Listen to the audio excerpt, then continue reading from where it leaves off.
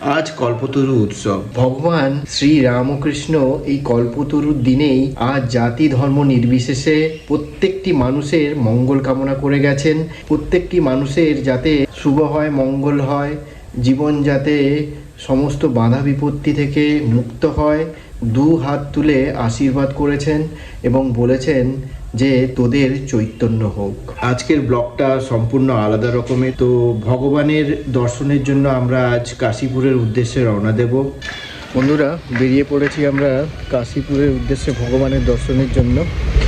এখান থেকে গীতাঞ্জলি মেট্রো থেকে ডানলপ থেকে অটো করে কাশীপুর। তো চলুন যাওয়া যাক, ভগবানের দর্শন করা যাক।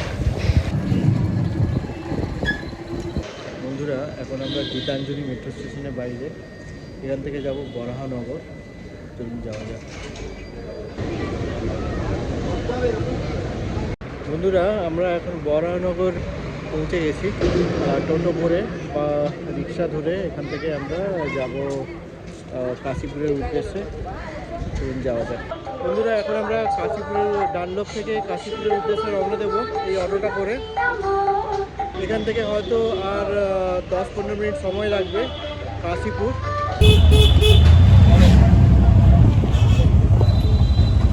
বন্ধুরা, আমরা কাশীপুর পৌঁছে গেছি। এখান থেকে যেখানে উৎসবটা হচ্ছে, এখান থেকে ম্যাক্সিমাম 2 থেকে 3 মিনিট সময় লাগবে। তো সামনেই কল্পতরু উৎসব হচ্ছে, প্রচুর লাইন হয়। তো আজকে জয়েন করব, দিয়ে ভগবানের দর্শন করব। বন্ধুরা, এই যে কল্পতরু উৎসবের জন্য লাইন দিয়েছে, এখান থেকে সামনে এদিকে যেতে হবে। এটা হচ্ছে দর্শনার্থীর লাইন।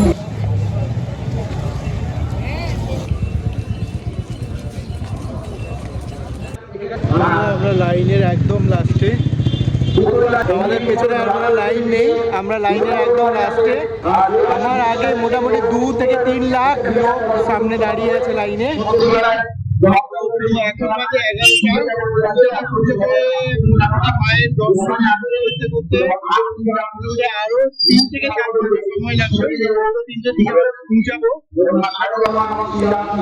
এই লাইন দিয়ে মোটামুটি আমাদের দর্শনের জন্য 3 থেকে 4 ঘন্টা সময় লেগে যাবে।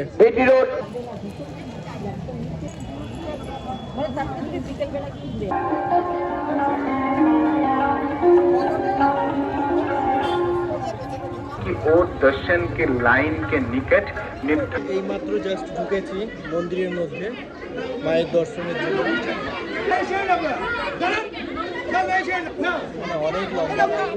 আজ এই বিশেষ দিনে আমার মন যেন নিজে থেকেই শান্ত হয়ে গেল।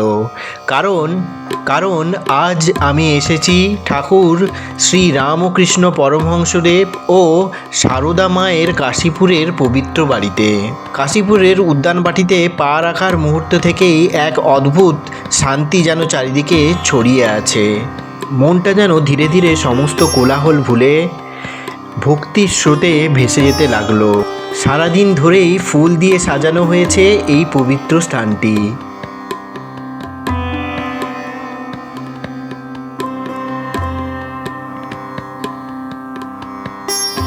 একদিকে সুন্দর করে সাজানো ফুলের বাগান, অন্যদিকে ভক্তদের দীর্ঘ লাইন, যেন সবাই একসঙ্গে একই আশীর্বাদের খোঁজেই এসেছে পবিত্র এই স্থানটিতে।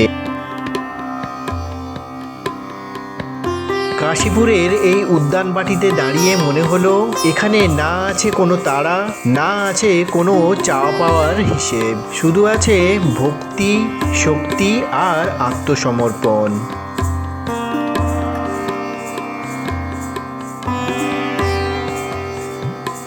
অগণিত মানুষের ভিড় ঠেলে আমরা এগিয়ে চলতে থাকলাম ভগবানের দর্শনের জন্য।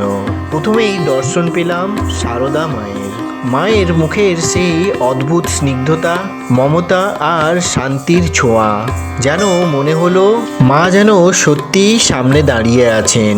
মনের অজান্তেই মাথা নুইয়ে গেল, আর মনে মনে শুধু একটাই কথা উঠল, মা আমাদের সঠিক পথে চালিও। সারদা মায়ের দর্শনের পর এবার সময় এলো ঠাকুর শ্রী রামকৃষ্ণ পরমহংসদেবের দর্শন। আমার মন পুরোপুরি প্রশান্ত হয়ে গেল।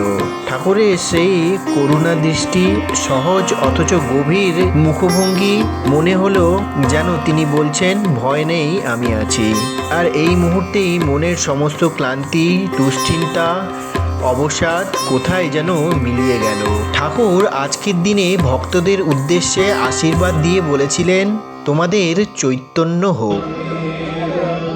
আমরা মন্দিরের মধ্যেই আছি। পেছনে ভগবান দর্শন করলাম।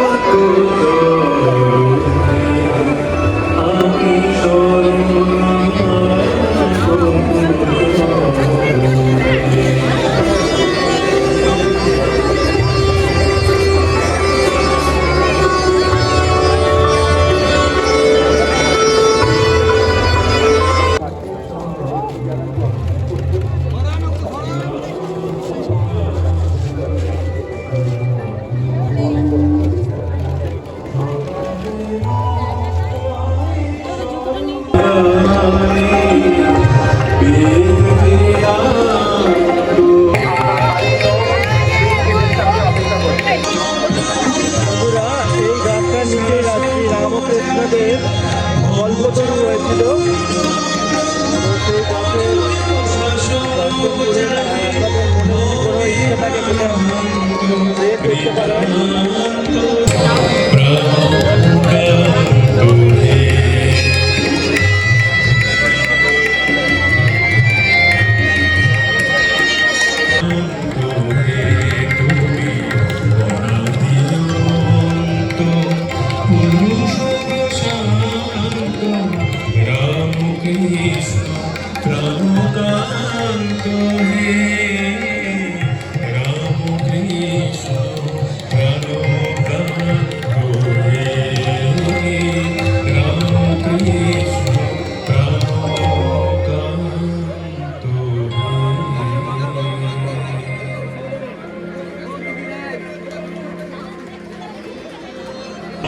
Krishna Sharanam Sharanye Ram Krishna Sharanam Ram Krishna Sharanam Sharanam Sharanye Jai Jai Ram Krishna Sharanam Ram Krishna Sharanam Prabhu ki pahi kevala Sharanam Ram Krishna Sharanam Sharanye Jai Jai Ram Krishna Sharanam